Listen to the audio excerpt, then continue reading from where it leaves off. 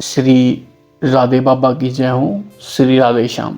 आज है लीलावली भाग प्रथम से अगला पार्ट अद्भुत भाव दशा। बहुत ही प्रेममयी और प्यारी लीला है। कितना भाव और कितना सुंदर भाव है। ये श्री राधा बाबा के आंतरिक भाव लीला चिंतन द्वारा है। तो कृपया करके इसको सुनने का पूरा कोशिश करें, ना कि देखने का। सुनने से हमारे भाव और भी ठाकुर जी के प्रति दृढ़ और लीला चिंतन में प्रवेश कर पाएंगे। श्री राधे श्याम। अगला भाव है अद्भुत भाव दशा। श्रृंगार कुंज के द्वार के कपाटों को श्री ललिता जी ने खोलना चाहा, पर भीतर से अटकाव था, अतः कपाट खुल नहीं पाए।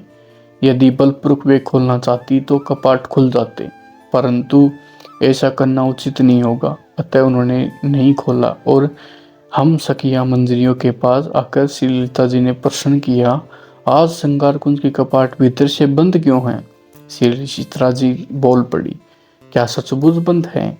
मैं अभी श्रृंगार कुंज से आई हूँ, एक कार्य के लिए आना पड़ा। श्रृंगार कुंज के भीतर तो श्री प्रिया जी हैं, उनको मुझे वस्त्राभूषण से सुसज्जित करना था, वहां अन्य कोई नहीं था। अवश्य श्री प्रिया जी के ने भीतर से कपाट बंद किए हैं। चित्रा जी सखी की बात सुनकर श्री ललिता जी को यह परिज्ञान हो गया कि श्री प्रिया जी ने ही कपाट बंद कर लिए हैं, पर क्यों बंद कर लिए, इस तथ्य का समाधान नहीं हो पाया। श्री ललिता जी का श्रृंगार कुंज के पास आई और तथ्य का पता लगाने के लिए टोल लेने लगी। उनके साथ हम सभी भी कौतूहलवश चली आई। श्री ललिता जी को मंद मंद कुछ सुनाई दिया, भले मन था, पर स्वर स्पष्ट सुन पड़ा था। श्री प्रिया जी गा रही हैं तथा नृत्य भी कर रही हैं। पदचाप बतला रहे हैं कि गायन के साथ साथ नृत्य भी हो रहा है। श्री प्रिया जी गा रही थी, प्रियतम प्रियतम जीवन धन तुम, हास्य लास्य तुम, नाच गान तुम, शयन जागरण असन वसन तुम, वन विहार तुम, पुलिन केली तुम, लीला रस तुम, रस छलकन तुम, अंग अंग तुम, मन उमंग तुम, राग रंग तुम, रंग सगन तुम, ललित भाव तुम, ललित चाव तुम। गायन ने उनकी भाव दशा का तथ्य उद्घाटन कर ही दिया था।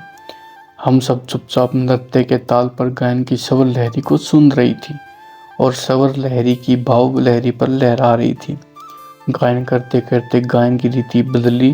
पूर्व की अनेक पंक्तियों का गायन सिमट गया केवल श्री प्रियतम शब्द। बस श्री प्रियतम श्री प्रियतम श्री प्रियतम ही सुन पड़ रहा था। कभी कभी तुम भी अधरों से विस्फुटित हो जाया करता था। कभी कभी तुम विस्फुटित होता था। अब वही तुम अधरों पर थिरकने लगा। तुम के अनवरत हो बोलने के साथ श्री प्रिया जी के मानस पटल पर क्या क्या दृश्य नृत्य कर रहे होंगे। उस भिन्न भिन्न दृश्य के साथ कितनी कितनी भाव तरंगों का उदय विलय हो रहा होगा। यह सब हमारी कल्पना से परे की बात है। तुम के अनवरत बोलने का स्वर जब मन से मंदतर होने लगता तो श्री ललिता जी से रहा नहीं गया, पर कपाट को बलपूर्वक खोलकर श्रृंगार कुंज में श्री ललिता जी ने प्रवेश किया। उनके साथ साथ हम सब भी थी। हम सब ने देखा श्री प्रिया जी श्रृंगार कुंज की भूमि पर दीवार के सारे पीठ टिकाकर खड़ी बैठी हुई है। उनके नेत्र मूंदे हुए हैं। उनके अधरों में अभी भी संपंदन है। संबंधित अंदरों को देखकर स्पष्ट बात ज्ञात हो रहा है कि वे तुम की आवर्ती कर रही थी। श्री प्रिया जी की बेभान दशा को देखकर श्री ललिता जी विकल हो गई। उन्होंने श्री प्रिया जी को अपने अंक में ले लिया। श्री प्रिया जी तो श्री ललिता जी के अंक में हैं और श्री ललिता जी धीरे धीरे उनके बाल को, शीश को, कपोल को, अंगों को सहला रही हैं। सहलाते सहलाते वे हम सब से उर्मिल मन से कहने लगी, तुम सब जो देख रही हो वह स्वाभाविक है।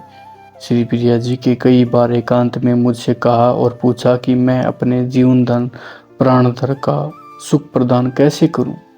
प्रेम मूर्ति श्री प्रीतम की प्रीति पूर्ति करते और आकृति को देखकर मैं सोच नहीं पाती कि उनके प्रसादन के लिए क्या क्या कर दिया जाए। मेरी आंतरिक व्यथा की सीमा नहीं रही। श्री प्रिया जी की व्यथा की न कोई अवधि है न कोई परिधि है, वह असीम है।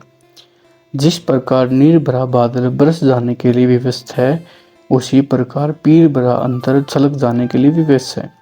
मेरा अनुमान यह है कि छलक जाने के लिए एकांत की चाह थी और श्री चित्रा जी के बाहर जाते ही श्री प्रिया जी ने श्रृंगार कुंज के कपाट बंद कर दिए।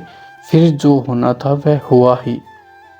मैं अपने आंखों से अपनी नुकुंजेश्वरी श्री की अद्भुत भाव दशा देख रही थी। मेरे हृदयेश्वरी, हमारी भावेश्वरी, हमारी चावेश्वरी, हमारे कण कण की जीवनेश्वरी, मेरी तेरी सदा जय हो, सदा जय हो, सदा जय हो।